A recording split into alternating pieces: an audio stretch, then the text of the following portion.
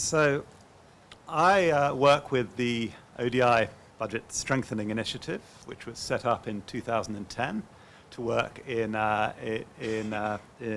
fragile states on strengthening economic and public financial management. And basically, that was really the broad remit at the beginning of what BSI was. And it was an open-ended design, and ODI was left to work out what that meant, which countries to work in, etc., and the agenda. And we ended up working in the Democratic Republic of Congo, in Liberia, South Sudan, Uganda, and also supporting the secretariat to something called the G7 Plus Group of Fragile States, which is based in Dili. And BSI is a relatively small player across these 5 programs. It spent, I think, approximately $20 million over the last 5 years, which is far less than many TA programs within a single country. So, and we've worked on everything from revenue to budgeting, and also in South Sudan on a service delivery agenda, which I think resonates with both the other speakers. And I spoke about that at the last DDD event in Boston, and you can see the video if you want. So what I've been doing over the last year or so is trying to draw lessons across our country programs. And what I'm going to talk about today is some of the lessons that we've come to as part of that process. And we started with a question in this lesson learning of basically, how does genuine institutional change take place, and how can it be supported? And that is institutional change within government. We're working within ministries of finance generally across the country programs, and so that's the perspective we're taking. And the first thing is what does that actually does change, and what do we see that has changed? And in all the countries we worked, over recent years, even before BSI was involved, there have been significant changes in processes, systems, and capacity, but limited changes in outcomes. In the world of PFM, that means that improvements in systems and capacity haven't led to improvements in the credibility of the budget, for instance, or necessarily improving accountability, etc. But we do see some limited changes and incremental positive changes in behavior in some areas. And those changes could be seen that have resulted in changes which are step towards improvements in outcomes. So just like the others have talked about, we're not that year in terms of outcomes. So but what are within these genuine changes? And we tried to understand that, and we came up with in many ways, or we came up with what we've called 10 tips for reformers, which really sort of describe 10 sort of features of what we saw as more successful or reform or more genuine change, which may result in improvements in outcomes.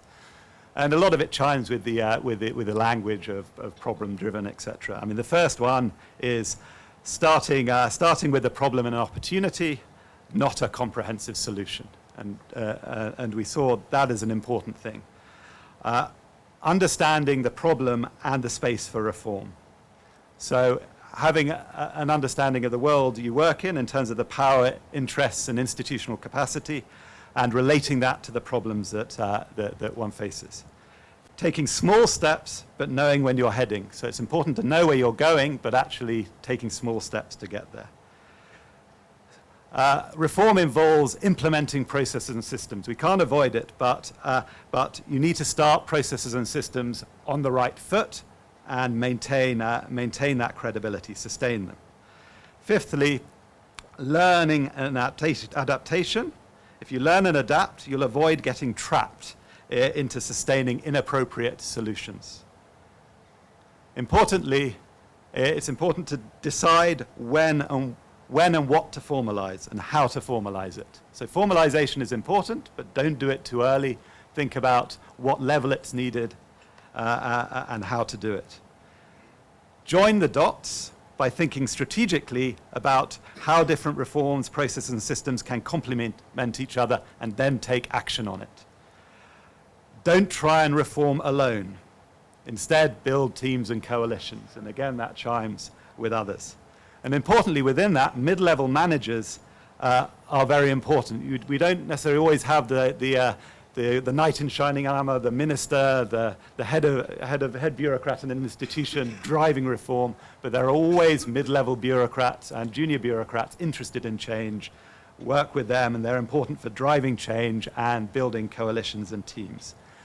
Seek and adapt external advice. So reformers that actually listen to external advice and use it effectively often get far.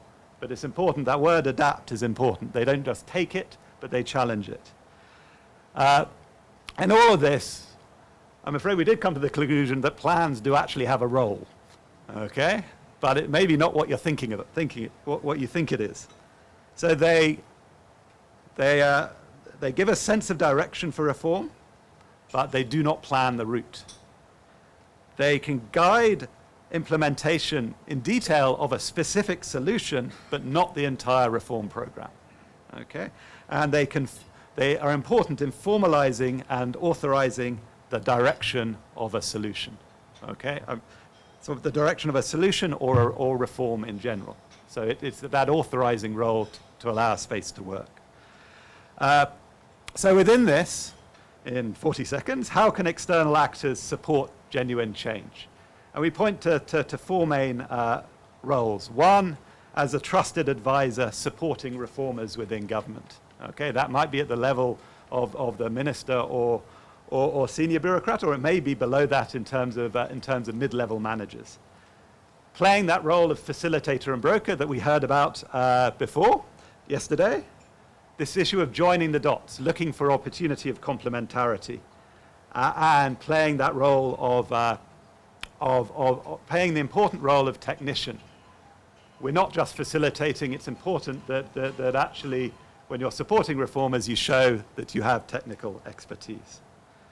And to close, not all advice is taken up. What are the factors, those factors which actually result in external advice being taken up?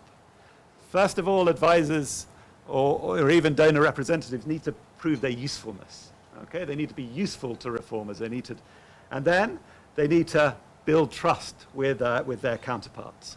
And building trust is and the ability to build trust is intangible, but it's an important skill. And the importance of consistency over time, the providing advice doesn't necessarily always have to be the same person, but at least over time being consistent in the advice. Thank you. Thank you very much.